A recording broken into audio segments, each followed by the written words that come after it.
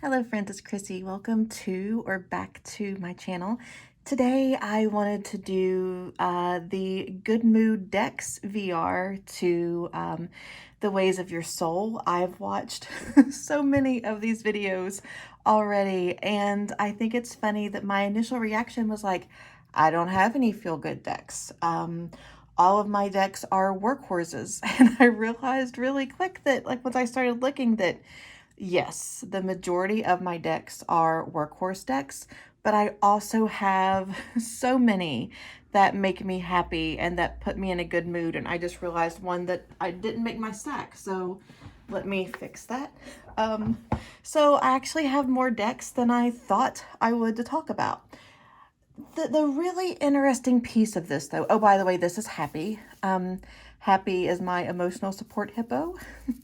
He saved my life from a runaway truck tire on Easter in 1997. So I thought, what there are very few things that bring me contentment and peace the way Happy does. My absolute most prized possession. So, of course, if I'm talking good mood, Happy had to be in the backdrop.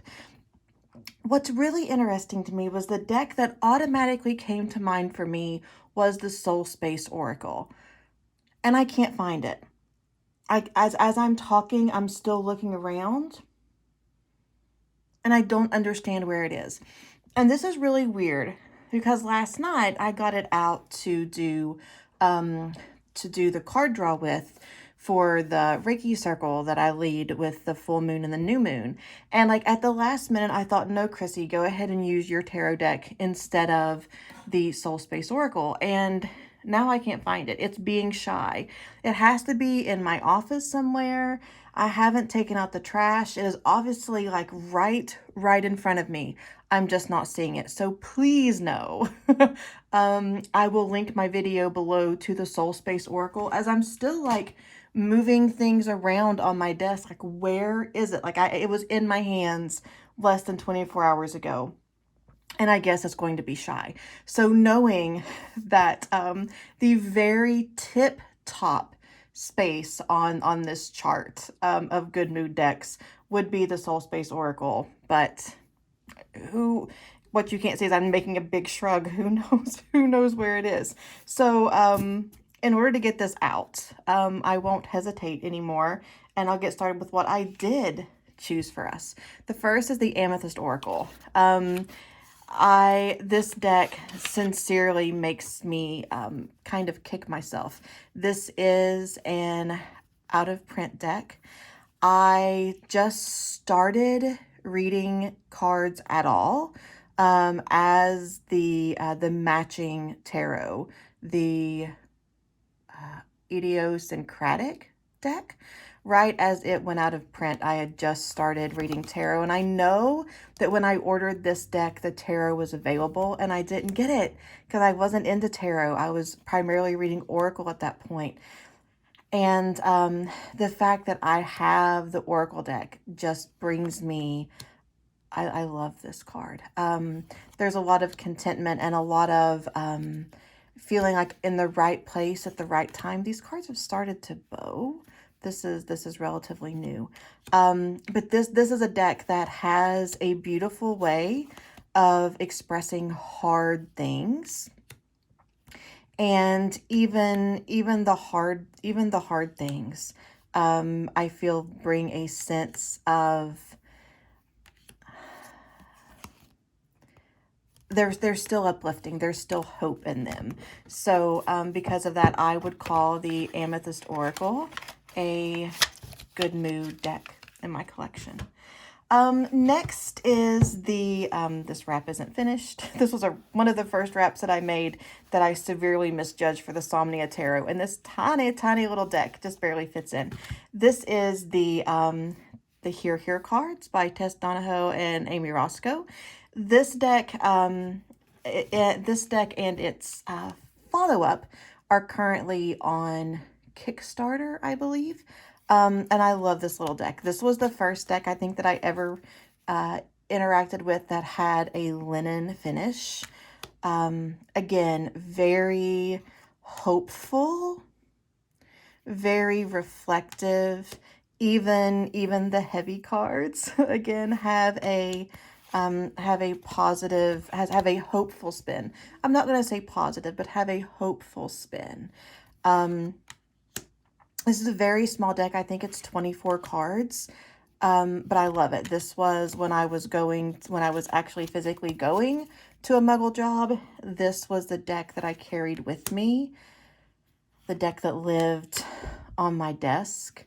I absolutely love this little powerhouse of a deck. And it brings me, I can't help but smile when I look at the little figure. You would think one day that I'll actually like turn all of these right side up before I start, right? Yeah, today is not that day. So this is the Here, spelled this way, the Here Oracle. With each card, there is a small somatic practice that goes along with it. This isn't something that I have practiced along with, but now that I see it, I'm like, maybe this could be my nighttime practice for August. After, I finish this wrap, of course. Another good mood deck. Is this the last Oracle in my stack? I believe it is. Is the Inquire Within deck. This was another one of my very first decks that I ever had. And it feels sincerely like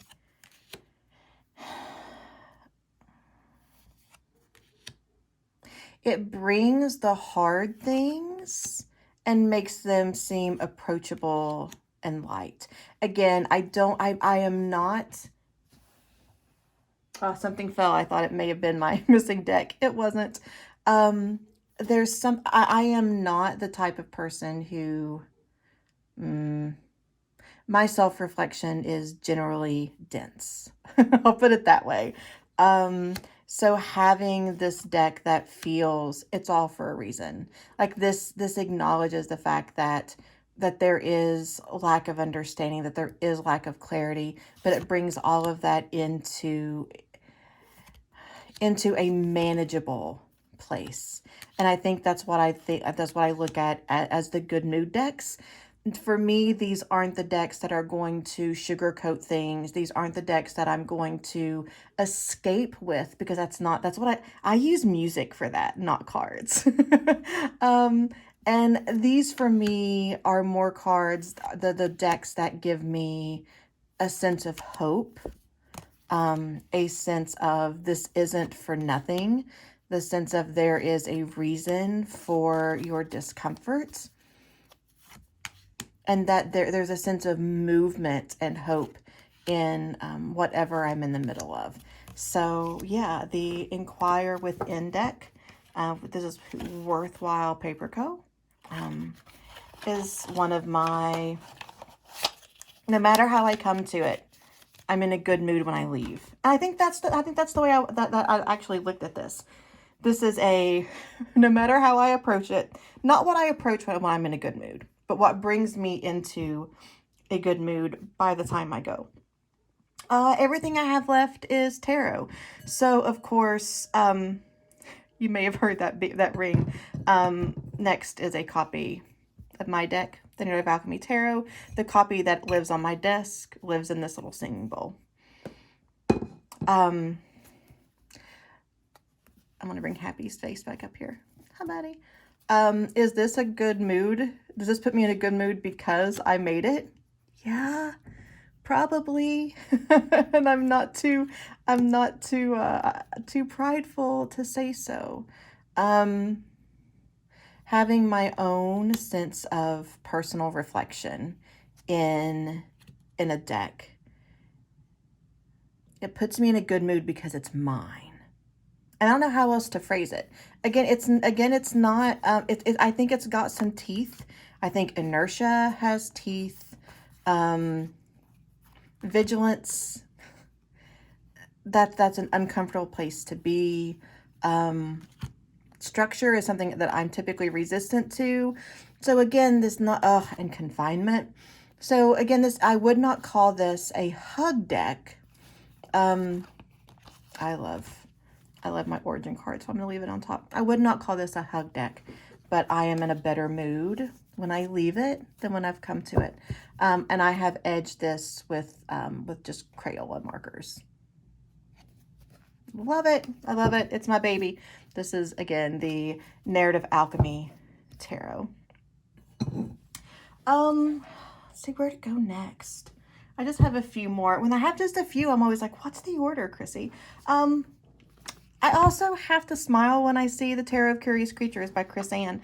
I know that this deck is very polarizing, and there really doesn't seem to be like any middle ground. Either you love it or you just want to like get it out of your possession as soon as possible. I edged this in a variety of different color of tombos, and as you'll see, they really ran on the cards.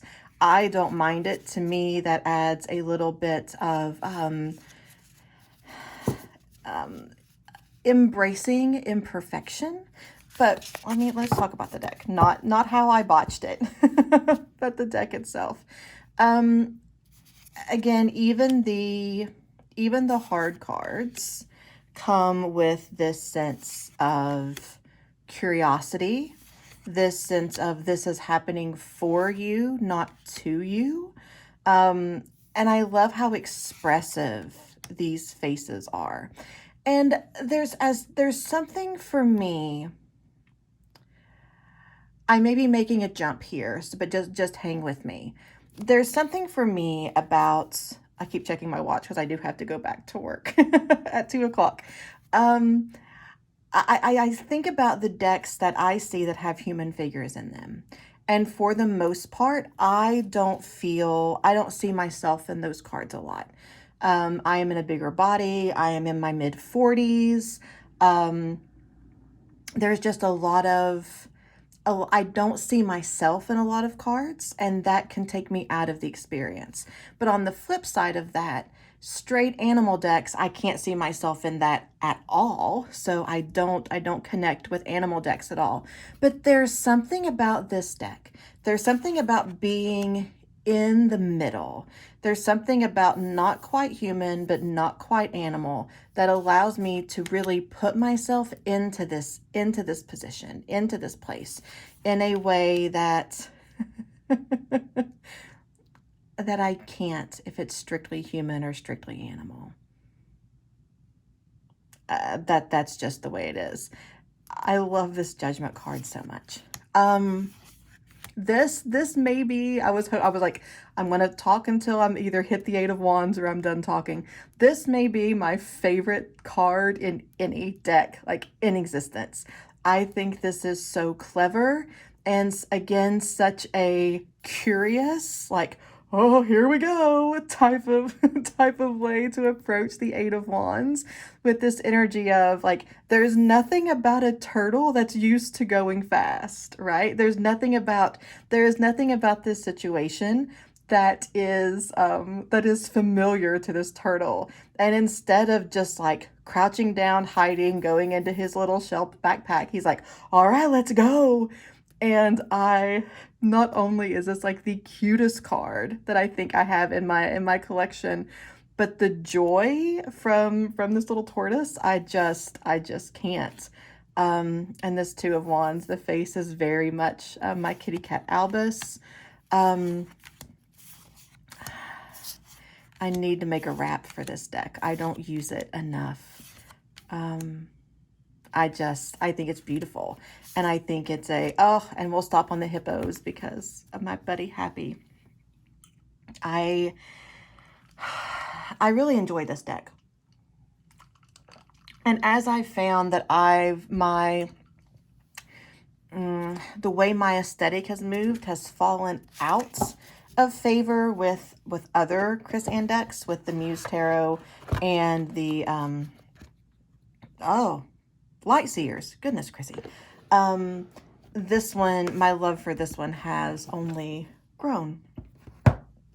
We're just going to do a few more. I'm narrowing down as I'm watching the time as well. I think this may have been like my second tarot deck that came into my collection, third tarot deck that came into my collection. I think I started with the Fountain Tarot and then moved on and then also purchased, oh, something that I gave away. The 50-cent tarot, I think. And then I think this was my third deck that came into my collection. This is the Affirmators Tarot. This deck, again, yes, it is full animals, but because they're drawn with human expressions, it's easy for me to connect with. This cardstock, I just have to show you. These cards are massive, but still, they shuffle.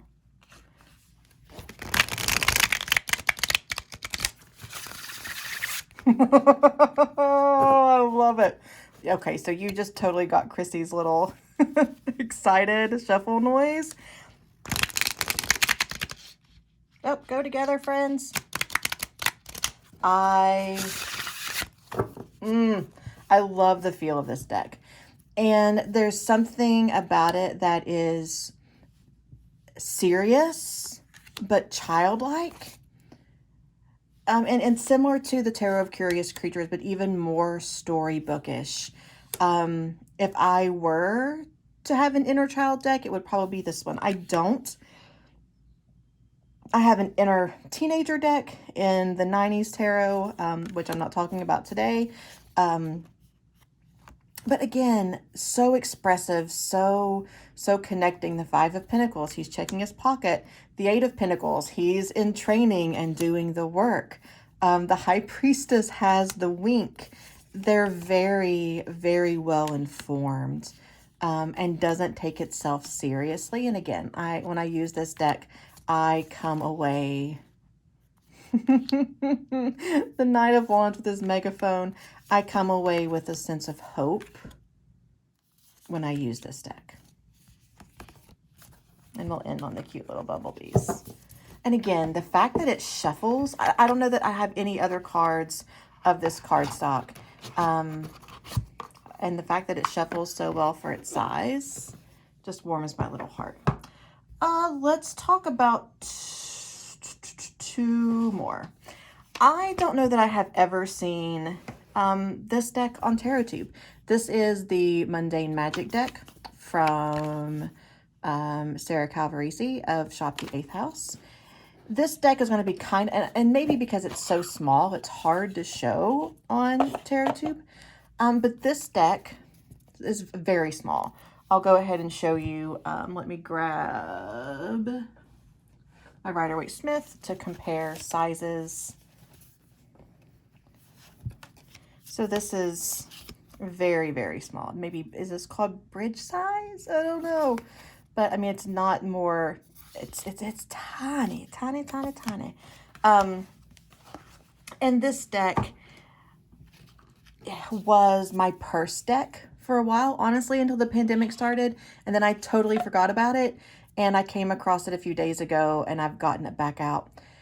This deck, this is the first run of this deck.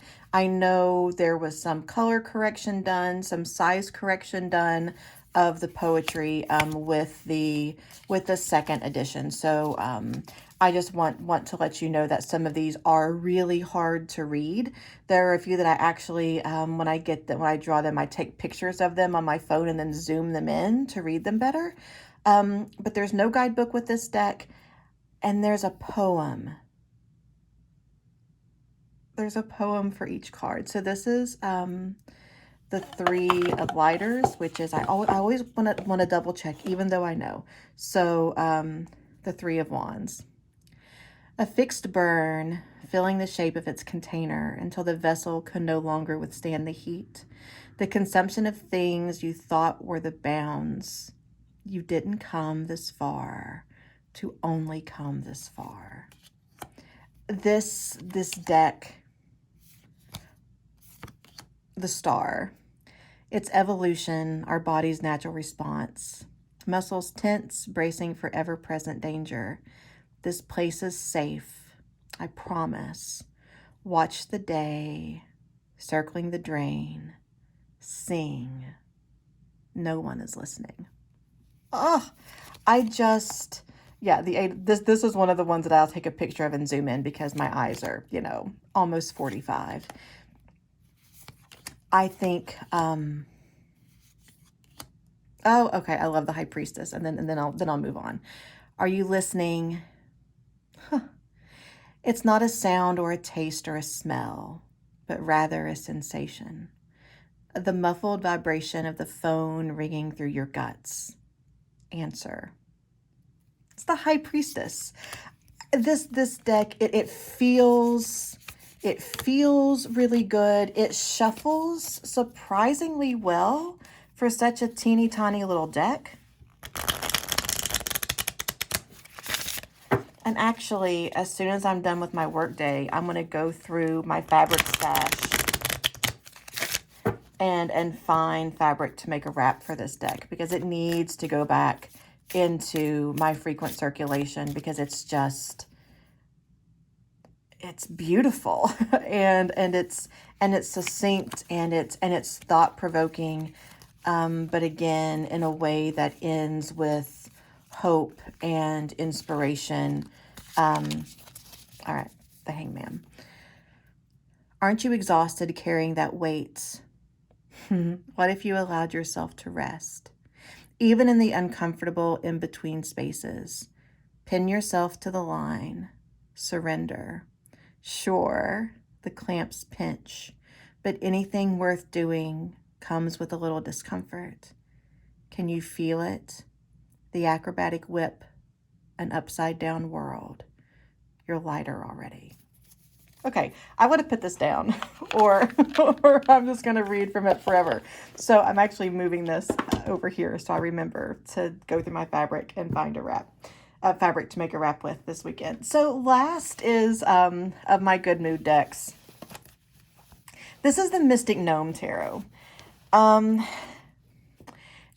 those of you who know me, have known me for a while, know that gnomes hold a very special place in my heart. Yes, this cardstock is super shiny. I love this deck. It's available. When I bought it, it was available with and without keywords. But I feel like she was moving toward only offering one of the options, and I don't remember which one is available. I will tell you, I pay very little attention to the keywords. I actually predict that if I may try to cut them off at some point and make like a cute little square deck. Not because they bother me, because they don't, but because I think this would be a really cute square deck if it would line up that way. Again, very Rider-Waite-Smith inspired. I love their little faces. And I don't know that I would call this a cute deck necessarily. I mean, I guess it is. I love these two. I love how the Chariot and Death work together. How we have the same gnome and the same green cloak. We have the same two bunnies that have run away. We have the wreckage of the Chariot, and how if we don't pay, and also if we don't pay enough attention, I started to, and it was very correct, that was pulled back. That wasn't the intention of this card here.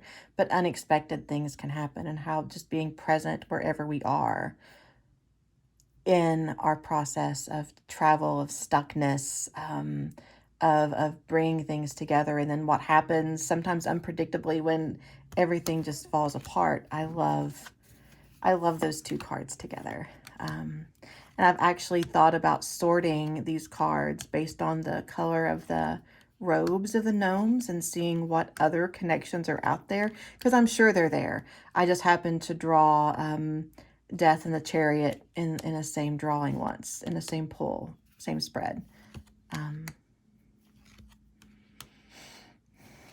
I could look at this one all day. And I reckon, and this is really funny because this is not my aesthetic at all, but it's gnomes. So Chrissy's little gnome heart is just like filled all the way to the top.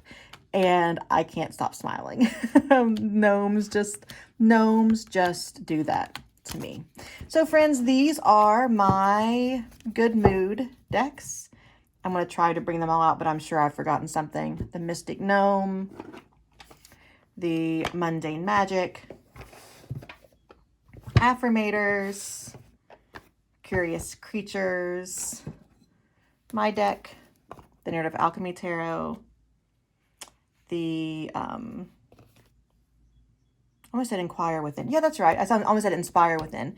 The Inquire Within, the Amethyst Oracle, and the Here deck. I hope this was